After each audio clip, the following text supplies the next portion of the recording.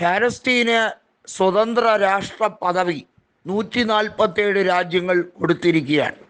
എന്നാൽ ഇപ്പോൾ യൂറോപ്യൻ യൂണിയനിലെ പ്രധാനപ്പെട്ട രാജ്യമായ ഫ്രാൻസും ആ നിലപാടിൽ ഉറച്ചു നിന്നുകൊണ്ട് ഇസ്രായേലിൻ്റെയും അമേരിക്കയുടെയും പാലസ്തീൻ വിരുദ്ധ നിലപാടുകൾക്കെതിരെ ശക്തമായി UN-ൽ വാദിക്കുന്നു.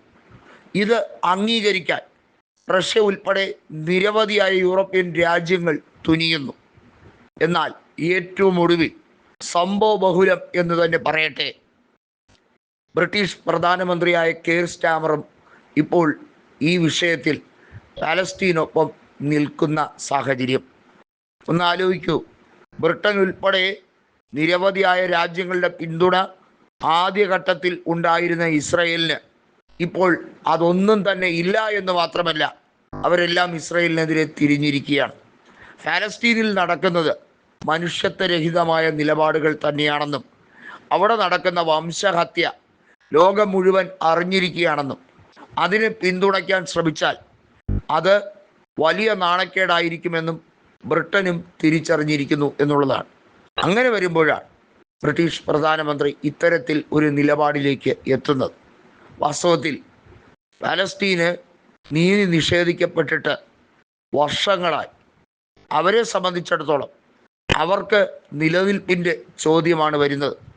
അവിടെയുള്ള മുഴുവൻ ജനങ്ങളെ കൊന്നൊടുക്കാൻ ഇസ്രയേൽ ഭരണാധികാരിയായ ബെഞ്ചമിൻ നെതന്യാഹു തീവ്രമായ ലക്ഷ്യമിട്ടിട്ട് നാളുകളേറെയായി. അദ്ദേഹത്തിന് യുദ്ധക്കുരുതി എന്ന് പറയുന്ന ഒരു ഹരമാണ്. അതല്ലാതെ ഇസ്രയേലിൻ്റെ ക്ഷേമമോ അവിടുത്തെ വികാസമോ ഒന്നുമല്ല അവിടുത്തെ ലക്ഷ്യം. ഇസ്രയേൽ കൈവരിക്കുന്ന നേട്ടമാണ് ഇത് എന്നൊക്കെയാണ് പറഞ്ഞു തള്ളുന്നതെങ്കിലും വാസ്തവത്തിൽ ജനജീവിതത്തെ തടസ്സപ്പെടുത്തുന്ന നിലപാടുകളിലേക്കാണ് പോകുന്നത്. ഇറാൻ്റെ പ്രോക്സി ഗ്രൂപ്പോ ഇറാനോ ഇത് കയ്യും കെട്ടി നോക്കി നിൽക്കില്ല എന്ന് വ്യക്തമാക്കിയിരിക്കുകയാണ്.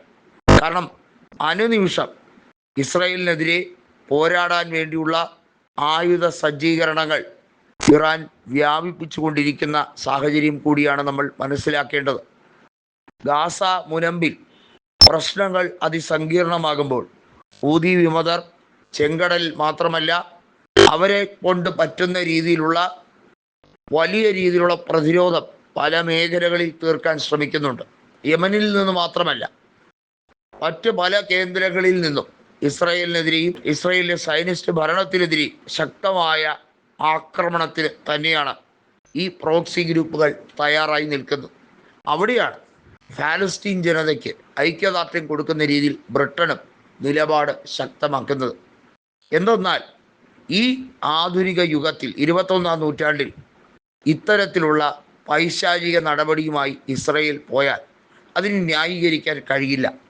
2 കൊല്ലത്തിനിടയിൽ 60,000-ഓളം കൊലപാതകങ്ങൾ, 60,000 പേരെ കൊന്നുതള്ളിയ ഇസ്രായേലിനോട് എന്ത് പറഞ്ഞാണ് അവരോട് സമരസപ്പെടേണ്ടത്? അതിനൊന്നും കഴിയില്ല. അടിയും തിരിച്ചടിയുമായി ഇങ്ങനെ പോയാൽ അസ്വസ്ഥതയുടെ നാളുകൾ ഇനിയും ദീർഘകാലം നീണ്ടുപോകുമെന്ന് തിരിച്ചറിവ്